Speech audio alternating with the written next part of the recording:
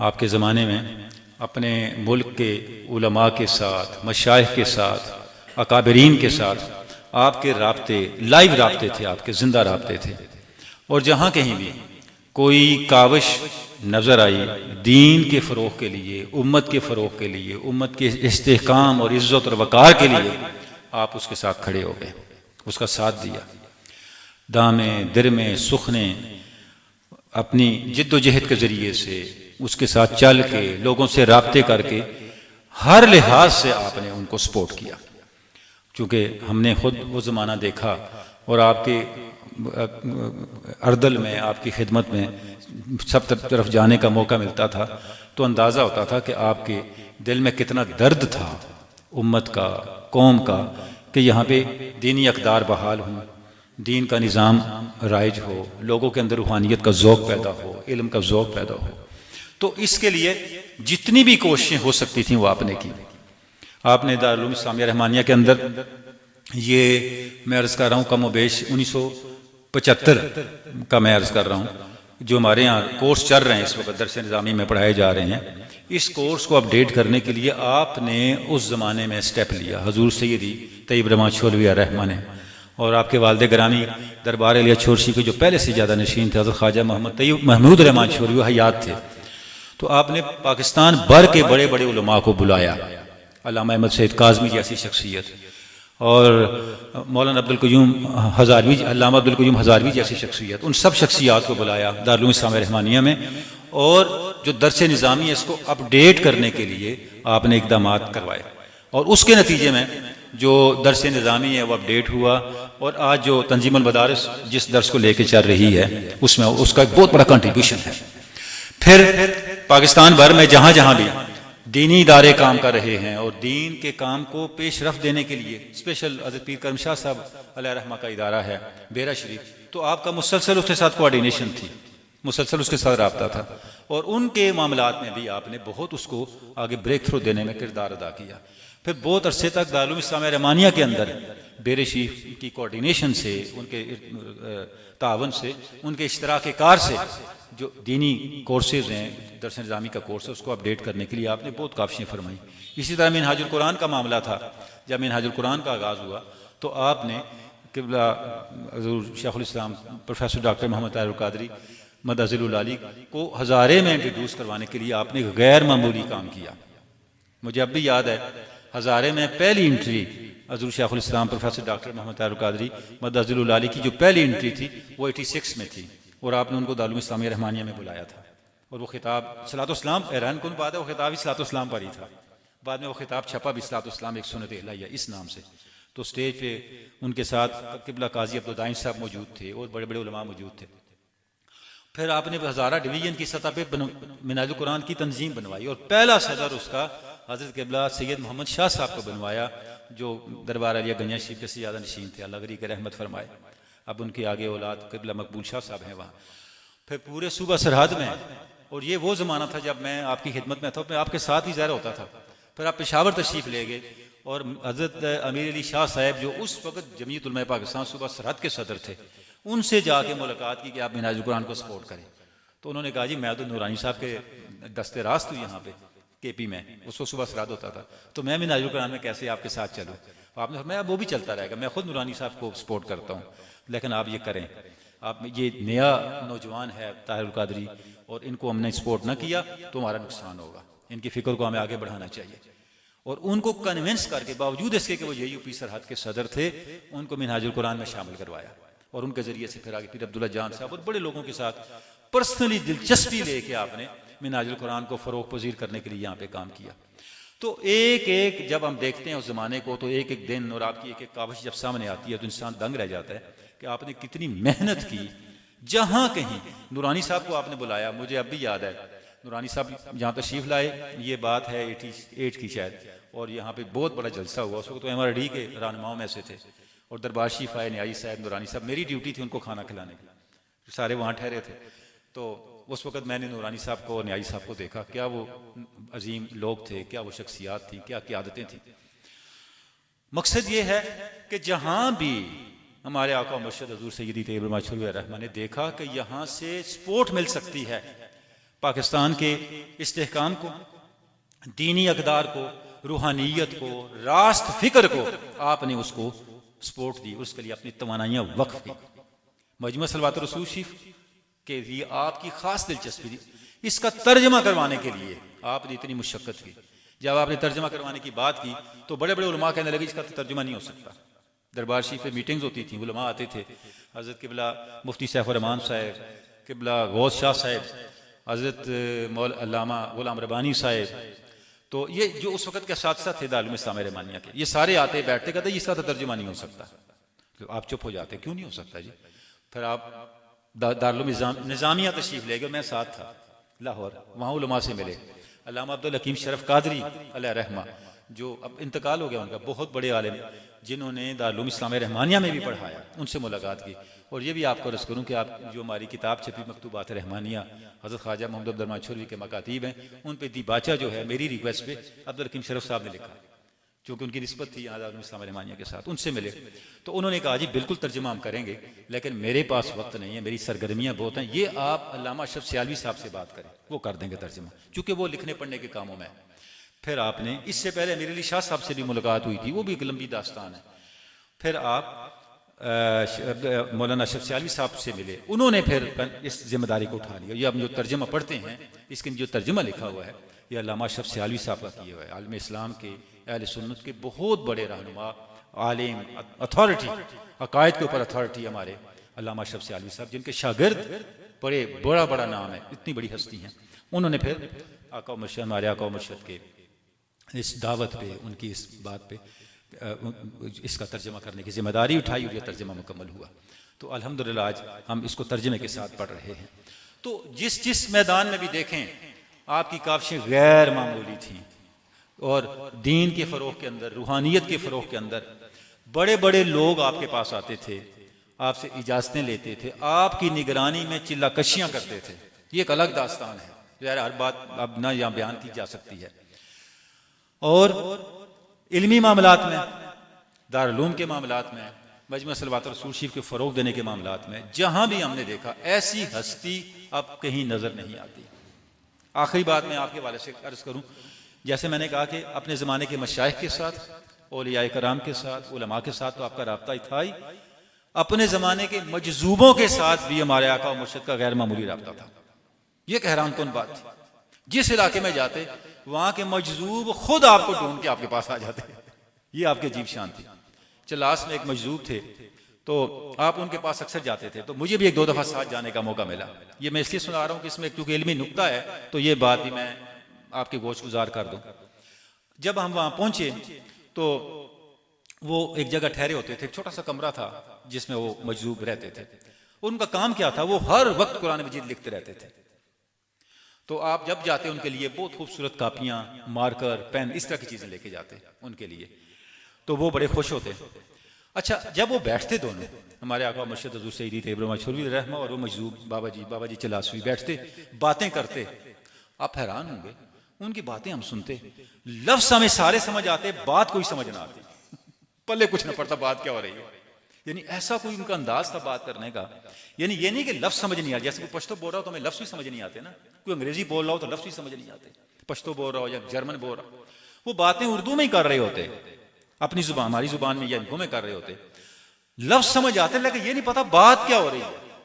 ऐसा उनका पूरा सरार अंदाज था। एक मौके पे वो बाबा जी ने बात करते करते कुरान मजीद की आयत पढ़ी, इन अल्लाह रब्बी व रब्बुकुम फ़अबुदूहु हाज़ा सिरातुम मुस्तक़ीम। कुरान शरीफ की आयत है, अल्लाह मेरा रब है, तुम्हारा भी रब है, उसकी इबादत करो, ये सीधा रास्ता है। ये आयत पढ़ी बाबा जी ने, और मैं नोट कर रहा था बाबा जी ने ये आयत 3 मरतबा पढ़ी। मैंने आके कुरान शरीफ में देखा, पूरे कुरान शरीफ में यह आयत 3 मरतबा आई है।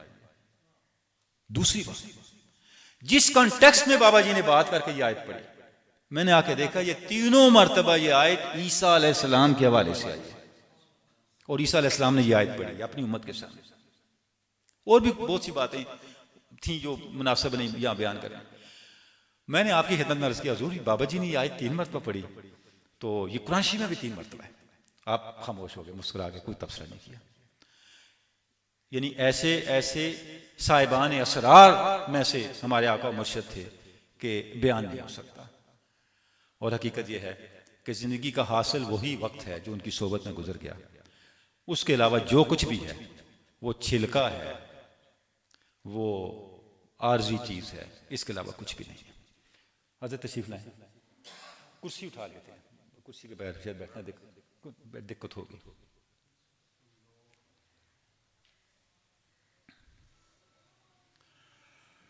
अल्लाहु अकबर, अल्लाहुम्मा सल्ली अला सय्यिदिना मुहम्मद।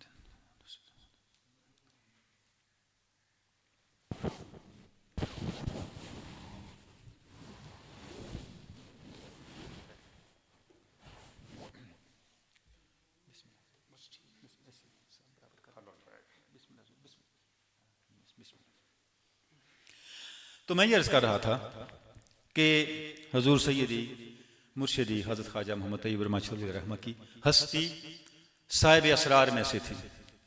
यानी अपने ज़माने के मशाइख के साथ उनका ताल्लुक़ था ही, अपने ज़माने के उलमा के साथ, अपने ज़माने के साहिब मकाम हस्तियों के साथ, अपने ज़माने के बड़े लोगों के साथ, मजाजीब के साथ भी इस तरह का ताल्लुक़ था कि जिसको इंसानी अकल बासानी समझ नहीं सकती, जिसकी एक मिसाल मैंने आपके सामने पेश की। तो आज उनका भी उर्स मुबारक का दिन है। तो उसके बाद दूसरी बरकत जो आज के दिन की है, जैसा मैंने अर्ज़ किया, वो आज का दिन हमारा हज़ूर आला हज़रत भेरवी क़िबला फ़ज़ल रहमान भेरवी रहमा का दिन भी है। उनका यौम उर्स भी है, जो हज़ूर छोरवी के आखिरी खुलफा में से है और आपके बड़े लाडली खलीफा हैं। आपकी इतनी उम्र नहीं थी जितने बकिया खुलफा की उम्रें थी, इसके बावजूद आपको हज़रत ने खिलाफत अता की। और ये हज़ूर छोरवी का एतमाद था हज़रत आला हज़रत फ़ज़ल रहमान भेरवी रहमा की इस्तेदाद पर, उनकी रूहानियत पर, और जिस तरबियत के मरहलों से हज़ूर छोरवी ने उनको गुजारा, उसके कमाल पर हज़ूर ख्वाजा छोरवी का एतमाद था कि आपने हज़रत को खिलाफत से नवाजा। और कई जो मुशक्क़तें हैं रूहानी, अपनी निगरानी में उनसे गुजारा। बल्कि एक ख़त आपने लिखा जो हमने मकतूबात रहमानिया में भी शामिल किया है, मुख्तसर सा ख़त है, लेकिन जब आप उस ख़त को पढ़ते हैं तो अंदाज़ा होता है कि दोनों हस्तियों के दरमियान कल्बी रब्त का और मोहब्बत का क्या आलम था। आपने ख़त शुरू यहाँ से किया, व शुक्र लिल्लाह कि फ़ज़लुर रहमान ब अब्दुर रहमान शुद। क्या बात है। एक जुमले में आपने अपना नाम भी बयान कर दिया, अपने महबूब खलीफा का नाम भी बयान कर दिया, और उस ताल्लुक़ को भी बयान कर दिया जो दोनों हस्तियों के दरमियान है। अल्लाह का शुक्र कि रहमान ने अपना फजल अपने बंदे अब्दुर रहमान पे किया। यानी आप सब्र करें, अंदाज़े बयान देखें, बस शुक्र लिल्लाह के फजल रहमान ब अब्दुर रहमान शुद। दूसरा मतलब क्या हुआ कि मैं अल्लाह का शुक्र अदा करता हूं कि फजल रहमान मेरे हल्के में है। सुभान अल्लाह, हम हमारे दरमियान ताल्लुक़ है।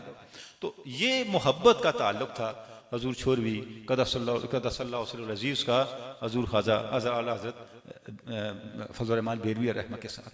आप फरमाते हैं कि मैं एक मरतबा हजूर ने मुझे चिल्ले पे बैठाया। जब मैंने चिल्ला मुकम्मल कर लिया तो मैं दरबार शिफ़ हाज़िर हुआ आपकी बारगाह में। तो आपने पूछा सारा मामला, ज़रा सब कुछ आपकी निगरानी ही में था।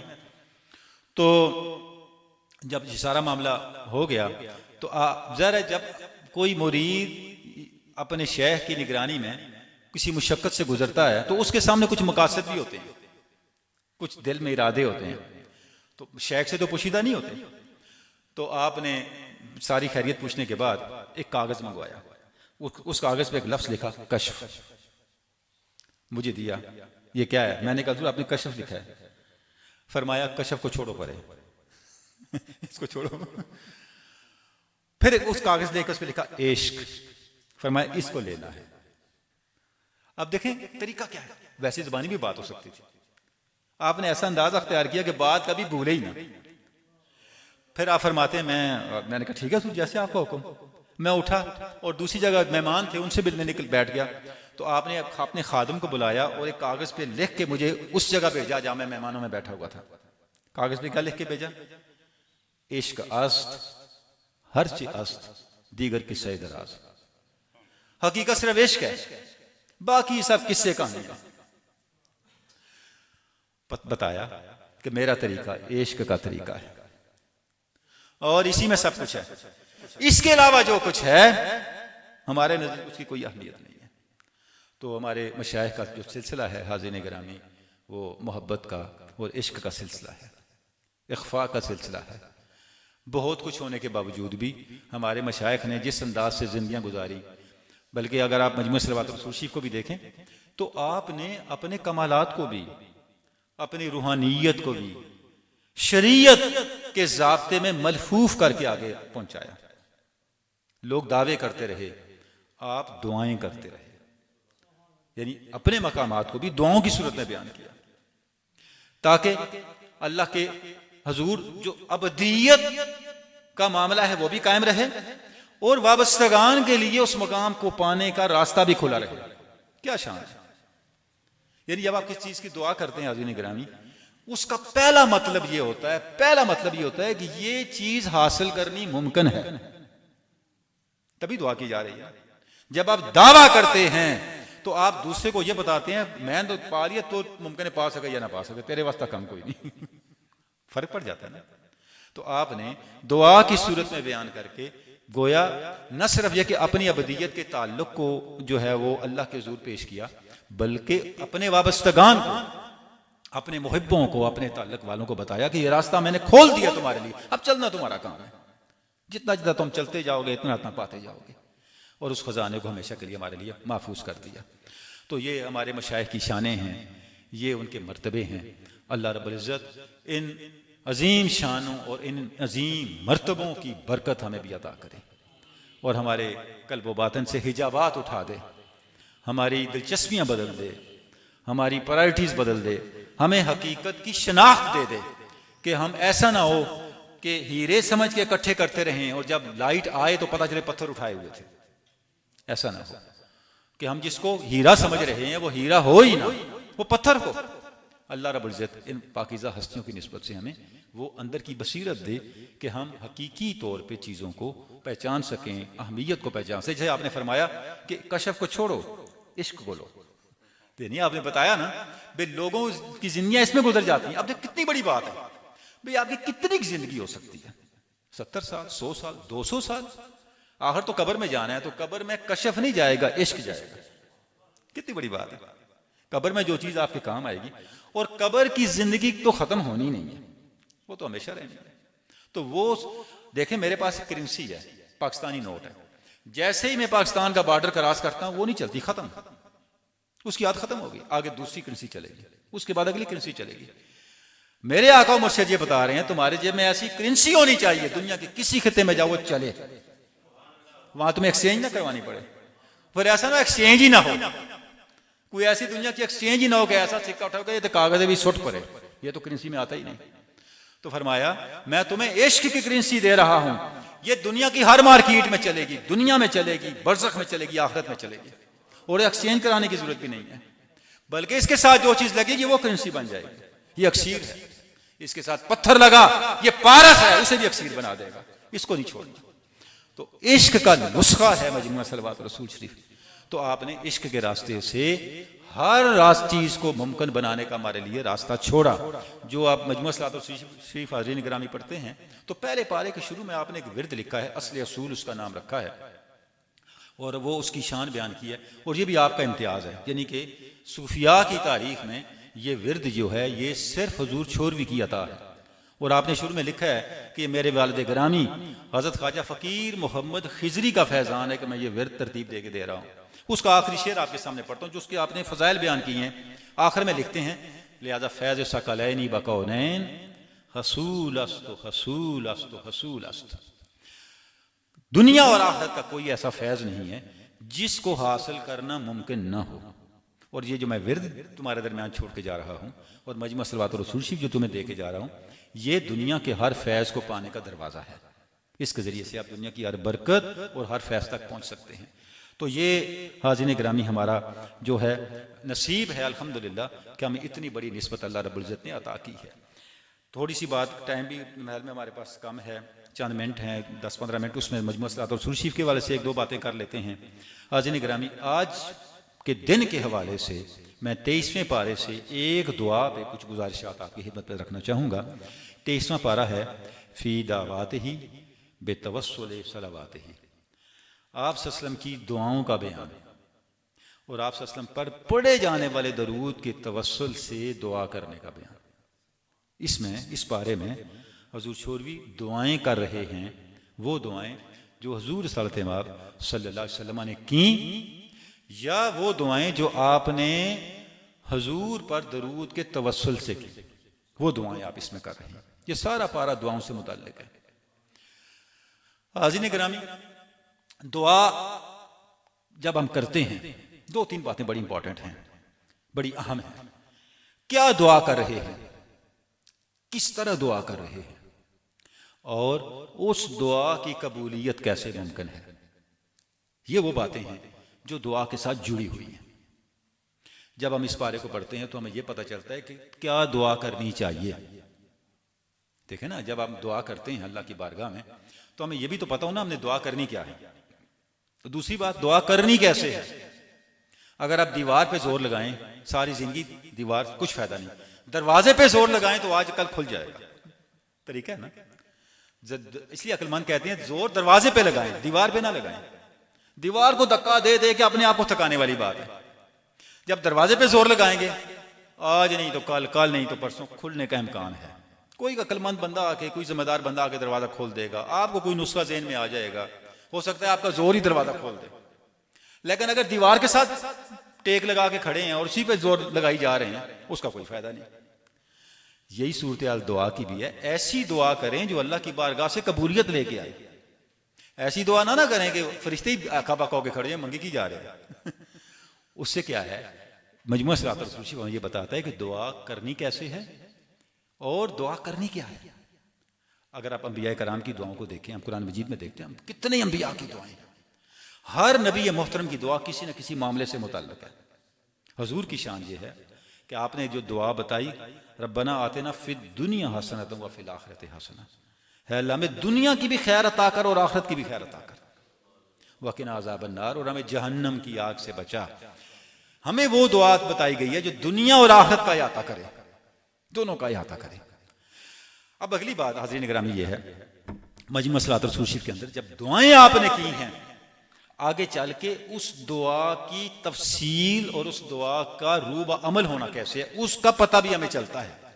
और हाज़रीन गिरामी, तसव्वुफ इसी चीज का नाम है कि हमें यह पता हो कि हम अल्लाह के साथ हम कलाम हैं कि नहीं हैं। अगर हम कलाम हैं तो उसका नतीजा कैसे हमारी जिंदगी में बरामद हो रहा है, यह हमें पता चले। एक दुआ है, सियासत्ता की दुआ है, बिस्मिल्लाहिल्लज़ी ला यदुर्रु मा इस्मिही शैउन फिल अर्दि वला फिस समाई व हुवस समीउल अलीम। इब्न माजा में है, तिरमिज़ी शरीफ में है और अबू दाऊद शरीफ में है ये दुआ। हज़रत उस्मान इब्न अफ़्फ़ान, सैयदना उस्मान गनी रज़ियल्लाहु तआला अन्हु से मरवी ये दुआ है। और आपने इरशाद फरमाया कि हुज़ूर रिसालत माब सल्लल्लाहु अलैहि वसल्लम ने इरशाद फरमाया, जो शख्स ये दुआ सुबह तुलुए आफ्ताब से पहले 3 मरतबा पढ़ ले, शाम तक अल्लाह रब्बुल इज़्ज़त उसे हर तकलीफ से महफूज रखता है। और जो शख्स ये दुआ मगरिब के वक्त पढ़ ले तो सुबह तक अल्लाह रब्बुल इज़्ज़त उसे हर आफत से महफूज रखता है। ये जो दुआ है हज़रत उस्मान इब्न अफ़्फ़ान से हज़रत अबान इब्न उस्मान ने सुनी और उन्होंने आगे बयान की। एक बड़ी अहम बात इस दुआ के वाले से रस करके फिर मजमा शरीफ पे आते हैं। तो ज़ाहिर है बड़े लोग सुनते थे दुआएं, रवायात हदीस जब बयान होती थी, यानी हमारे पास तो एक हिस्सा पहुंचा ना रवायत का, कुतुब हदीस में लिखा हुआ है, लेकिन जब वो बयान करते थे हदीस तो सुनने वाले तो बहुत से लोग होते थे। जैसे अब हम यहाँ बात कर रहे हैं तो सारे लोग बैठे सुन रहे हैं। तो इत्तफाक ऐसा हुआ कि उन पर फालिज का हमला हो गया हजरत अबान इब्न अफ़्फ़ान उस्मान पे। तो एक शख्स उनके पास गया और उसने उनसे यही बात पूछी कि ये हदीस आपने रवायत की है? तो उन्होंने कहा हाँ मैंने की है। कि आप सल्लल्लाहु अलैहि वसल्लम ने इरशाद फरमाया, जो शख्स ये दुआ सुबह के वक्त पढ़ ले उसे शाम तक कोई तकलीफ नहीं होगी, और जो शाम को पढ़ ले सुबह तक किसी तकलीफ में मुब्तला नहीं होगा। अच्छा, जय उस शख्स ने ये बात तो उनकी सुन के उनको घूरने लग गया, हक्का बक्का हो गया। उन्होंने कहा मुझे पता तुम मुझे क्यों इस तरह देख रहे हो, तुम्हारा ये ख्याल है कि मैं ये हदीस रिवायत कर रहा हूँ और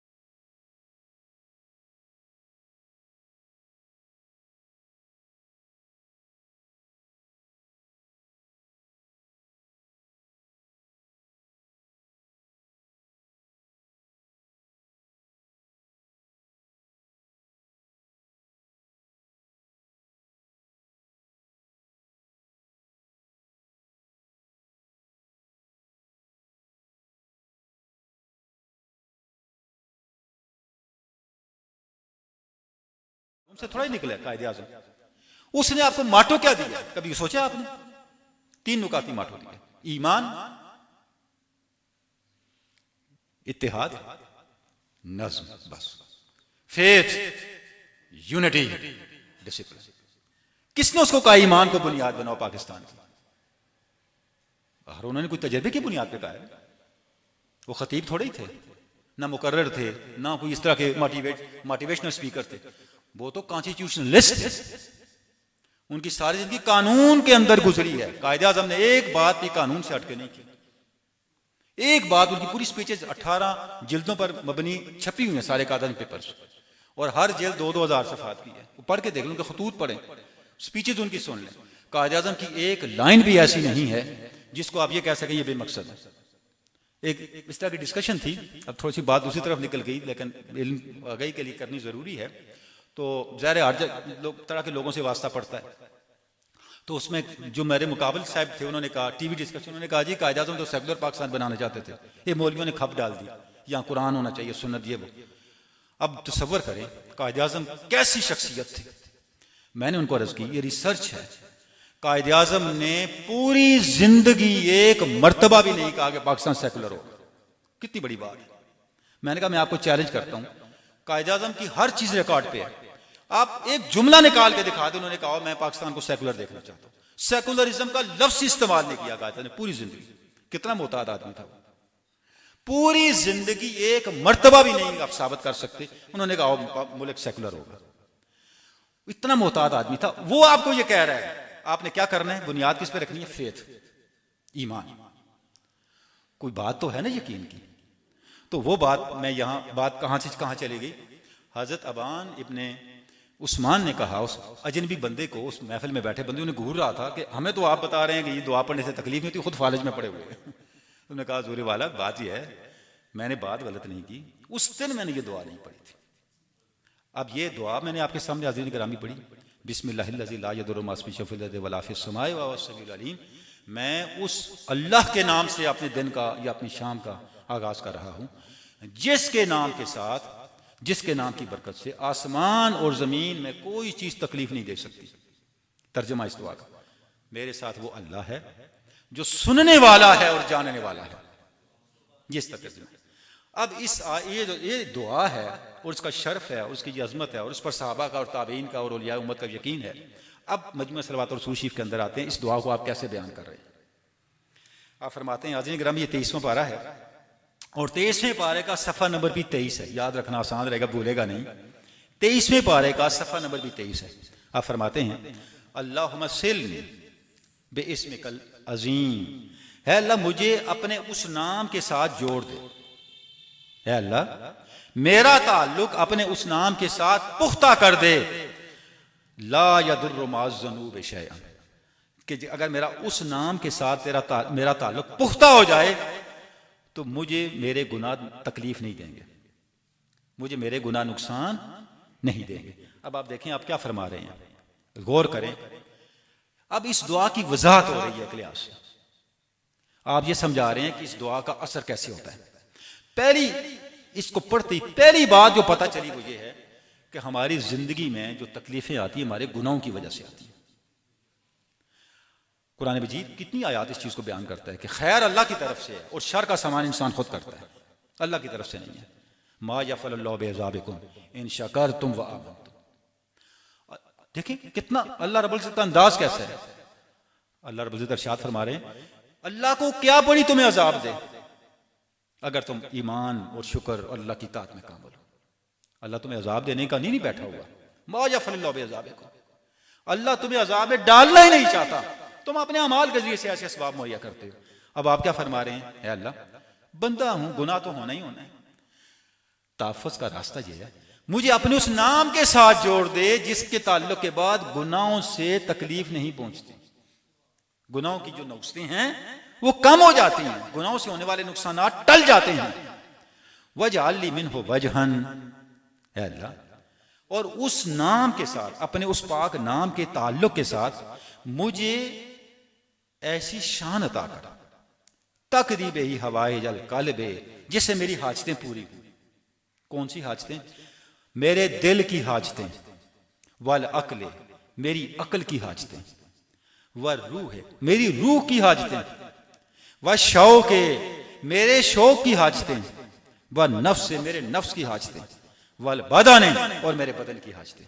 यानी पूरी शख्सियत को आप बयान फरमा रहे हैं कि अगर कोई कल्ब की जरूरत है तेरे उस नाम की बरकत से वो पूरी हो जाए, अकल की जरूरत है वो पूरी हो जाए, रूह की जरूरत है वो पूरी हो जाए, मेरे शौक की जरूरत है वो पूरी हो जाए, नफ्स की जरूरत है वो पूरी हो जाए, बदन की जरूरत है वो पूरी हो जाए।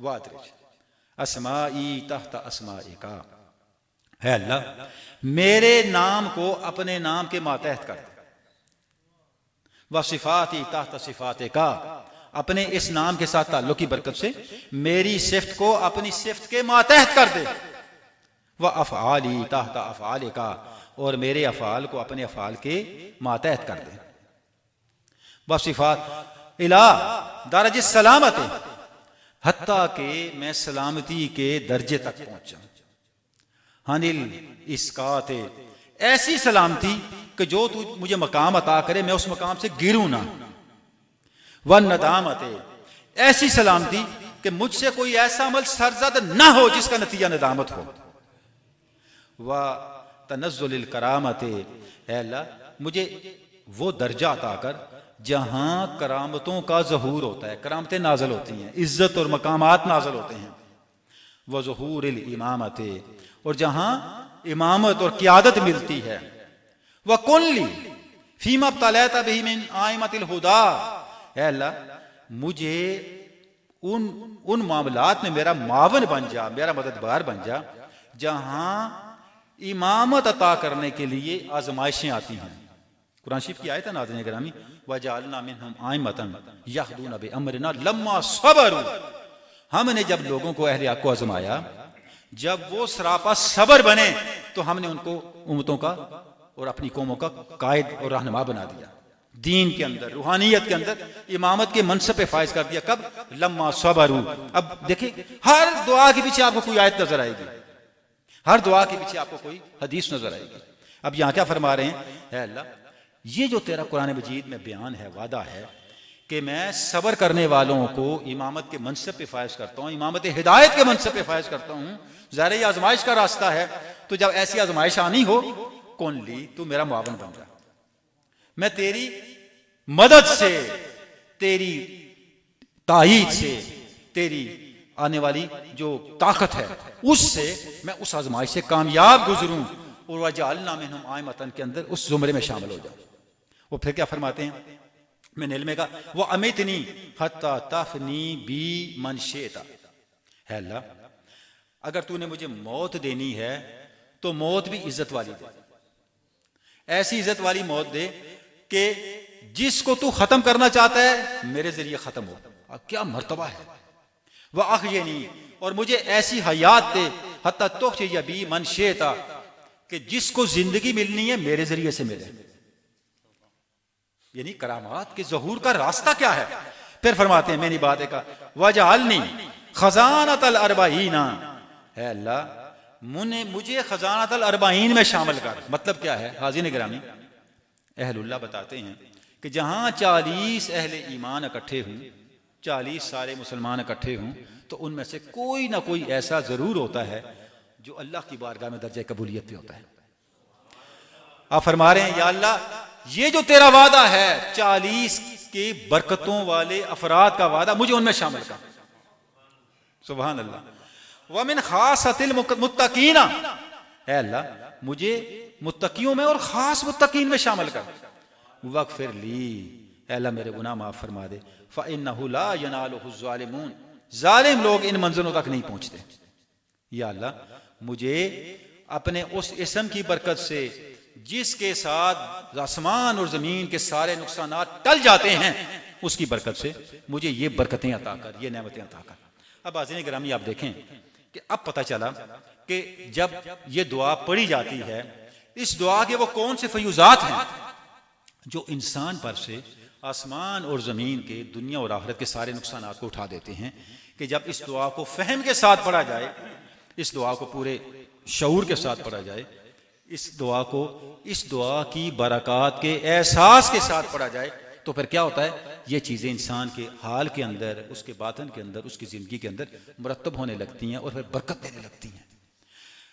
हाज़रीन गिरामी, ये बड़ी बुनियादी बात है कि आगही पाने का पहला स्टेप है, पहला मरहला है। जब एक चीज़ की आगही ना हो तो इंसान उस मंजिल को चाहे बहुत उसके करीब भी खड़ा हो उसको नहीं पा सकता। दुआएं कैसे बरकत देती हैं और दुआओं का फैज़ान ज़िंदगी में कैसे मुरतब होता है, मजमू सलवात और रसूल शरीफ जो है हमें ये बताता है कि हम जब कोई भी दुआ पढ़ते हैं तो वो दुआ अपने अंदर कौन से असरार, कौन से राज, कौन सी हिकमतें, कौन सी बरकतें कंटेन किए हुए है, जितना जितना वो बरकतें हम पे खुलती जाती हैं उतना उतना हम उन बरकतों को हासिल करने के लिए विजिलेंट होते जाते हैं। उनकी हमारे अंदर एक तलब पैदा होने लगती है, उतना उतना फिर हम मोहतात होते हैं, उतना फिर हम अल्लाह और उसके रसूल की इताअत की तरफ हमारे अंदर एक दाइया पैदा होता है, एक अर्ज पैदा होती है, एक शगफ पैदा होता है। और वो जो शगफ है अल्लाह के बारगाह की तरफ बढ़ने का, जिक्र का और दुआओं के अंदर मुनहमिक महव और फना होके उन दुआओं को अख्तियार करने का हमें फिर वो इस्तेदाद देता है। तो मेरे ख्याल में अब वक्त भी काफ़ी हो गया, सब तशरीफ फरमाएं। अब हमारे पास थोड़ा सा टाइम है, ठीक है। तो हाज़रीन गिरामी, एक तो मैंने ये आपके सामने दुआ पढ़ी जिससे मैंने ये कोशिश की कि आपकी खिदमत में ये अर्ज़ कर सकूं कि किस तरह से ये दुआएं हमारे ऊपर असरअंदाज होती हैं। हाज़रीन गिरामी, इसके साथ एक और मैं इसमें पाक पढ़ने की सादत हासिल करता हूँ। आप फरमाते हैं अल्लाहुम्मा सल्लि व सल्लिम अला रसूल राहते सलातन तुरीहुना बिहा बिराहत ज़िक्र वल फ़िक्र फ़ित तौहीद वल इरफ़ान फ़रौहुं व रैहान व जन्नतुन नईम। ऐ अल्लाह, सलात व सलाम भेज हमारे आका हुज़ूर रिसालत माब सल्लल्लाहु अलैहि वसल्लम पर जो रसूल राहत हैं। राहत कहते हैं आराम को, यानी वो रसूल पाक जिनके ज़रिए से हमें राहत मुयस्सर आती है, वो रसूल पाक जो इस उम्मत की तकलीफ़ों को राहत में बदलते हैं। कैसे? बेराहत ज़िक्र वल फ़िक्र फ़रौहुं व रैहान व जन्नतुन नईम, कि हमें वो राहत जिक्र के जरिए से और फिक्र के जरिए से मिले। अब ये देखे क्या असलूब है, जो दुआ की जा रही है, आगे बताया जा रहा है वो दुआ असर कैसे देगी। यानी अल्लाह की बारगाह से जो राहत का सवाल फरमा रहे हैं आप, तो साथ किसका उसका रास्ता क्या बता रहे हैं, वो राहत मिलेगी कैसे? जब हमें जिक्र के जरिए से राहत लेने का तरीका पता हो, जब हमें फिक्र के जरिए से राहत लेने का पता हो। अब जिक्र के जरिए से राहत का क्या मतलब है हाज़रीन गिरामी, कि जिक्र जब हम अल्लाह का करते हैं तो वो जिक्र हमारे ऊपर अपना असर लेके आए। अब कुरान मजीद ने हमें बताया कि जब आप अल्लाह का जिक्र करते हैं तो वो आपकी ज़िंदगी को और आपकी शख्सियत को कहाँ से मुतासर करना शुरू करता है। वो सबसे पहले हमारी इस मादी हस्ती को मुतासर करता है, हमारे इस वजूद को मुतासर करता है, इस पे असर लेके आता है। उसके बाद हमारे बातन के ऊपर असर लेके आता है, हमारे कल्ब पर, हमारे ख्याल पर, हमारी रूह पर असर लेके आता है, और उसके बाद फिर हमारी ज़िंदगी के मामलात के ऊपर असर लेके आता है। अल्लाह रब्बुल इज़्ज़त ने इरशाद फरमाया अल्लाहु नज़्ज़ल अहसनल हदीस किताबा मुतशाबिहा मसानिया, अल्लाह ने वो किताब उतारी है जो सबसे अच्छा कलाम रखने वाली किताब है, बार बार पढ़ी जाने वाली किताब है। तक़शइरु मिन्हु जुलूदुल लज़ीना यख़शौना रब्बहुम, ये वो किताब है जब ये पढ़ी जाए तो इससे क्या होता है, जो अल्लाह से डरने वाले हैं उनके रोंगटे खड़े हो जाते हैं।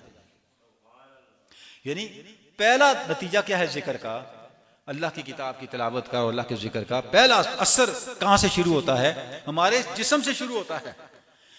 तक़शइरु मिन्हु जुलूदुल लज़ीना यख़शौना रब्बहुम सुम्मा तलीनु जुलूदुहुम व क़ुलूबुहुम इला ज़िक्रिल्लाह। और फिर क्या होता है, इस जिक्र की तासीर से अहले ईमान के बदन नरम पड़ जाते हैं, बदन की सख्ती दूर हो जाती है। मतलब ये है, हम ये देख सकते हैं कि जो हम अल्लाह का जिक्र कर रहे हैं वो हमारे ऊपर कितना असर लेके आ रहा है। एक हदीस पाक है, आप सच में इरशाद फरमाया, हदीस पाक का मफहूम अर्ज करता हूं कि जब इंसान रात सोया होता है तो शैतान आके उसकी पेशानी पे या उसकी गर्दन पे, पुश्त पे 3 गिरें लगा देता है। एक गिरा लगाता है और कहता है बस सोया रहे, फिर दूसरी गिरा लगाता है सोया रहे, फिर तीसरी गिरा लगाता है सोया रहे, ताकि इंसान गफलत में रहे। हदीस पाक है जब आदमी उठता है उठ के वुजू करता है तो क्या होता है, जैसे ही उठता है और अल्लाह को याद करता है तो पहली गिरा खुल जाती है। उसके बाद जब वुजू करता है दूसरी गिरा खुल जाती है, और जब अल्लाह की बारगाह में जाके मुसल्ले पे खड़ा होता है तो तीसरी गिरा खुल जाती है। आप सल्लल्लाहु अलैहि वसल्लम, जब इंसान इस अमल से गुजरता है उस शख्स का दिन शादां और फरहां गुजरता है। और अगर कोई इस तरह न करे, शैतान की लगाए हुए ये गिरे न खोल सके, तो सारा दिन यबूसत में गुजरता है, परेशानी में गुजरता है। उसके दिन में इख्तिलाल होता है, उसके दिन में परेशानियां होती हैं। तो पहला कुरान मजीद क्या कह रहा है, सुम्मा तलीनु जुलूदुहुम व कुलूबुहुम इला ज़िक्रिल्लाह, यानी अल्लाह के जिक्र की अलामत क्या है, जब वो असर मुरत्तब करना शुरू करे उसकी अलामत यह है कि इंसान का बदन अल्लाह के जिक्र से राहत महसूस करने लगता है। वह कुलूबुहुम, कुलूब किसको कहते हैं, हमारे बातन को, हमारे दिल को, हमारे ख्याल को, हमारे शऊर को। हत्ता का इंसान का ख्याल और इंसान का शऊर सिर्फ अल्लाह के जिक्र में राहत पाता है, अल्लाह के जिक्र में से चैन मिलता है।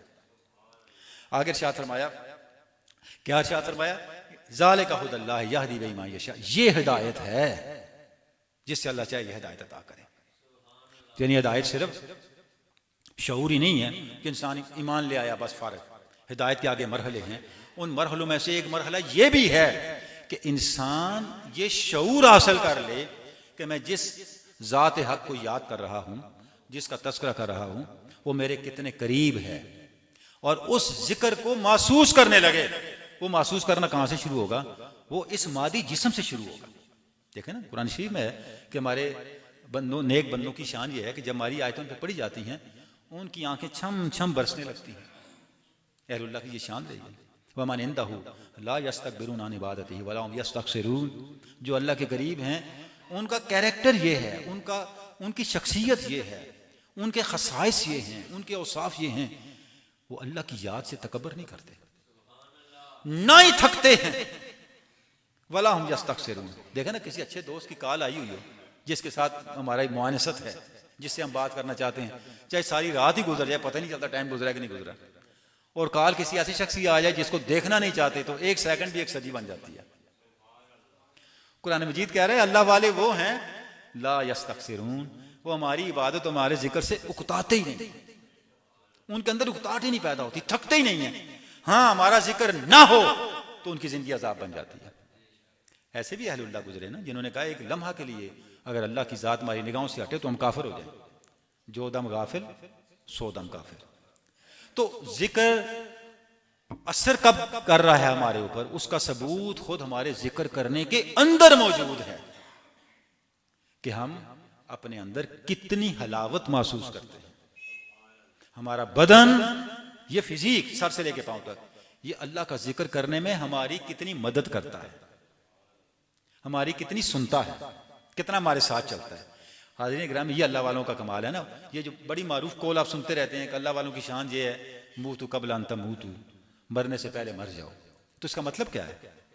बहुत से मफाहिम सूफिया ने बयान किए। एक मफहूम ये है, जब क़यामत का दिन होगा तो अल्लाह पाक बंदे से नहीं पूछेगा तूने ये क्या किया। सूरह यासीन है, हाथ खुद बोलेंगे, पाँव खुद बोलेंगे, जिल्द खुद बोलेगी मैंने इस बंदे ने ये किया।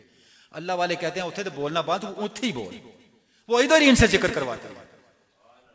सुम्मा तलीन जुलूदो, वो अपनी जिल्दों से, अपने हाथों से, अपने पाँव से, अपनी आंखों और अपने कानों से, अपने हवास से, अपने बाल बाल से इधर ही जिक्र करवाते हैं। उत्थे जी जाके शिकायत करनी है तो इत्थे ही अल्लाह से जिक्र कर, वहां पर यही कहेगा ऐसे मैंने फारग ही नहीं छड़िया।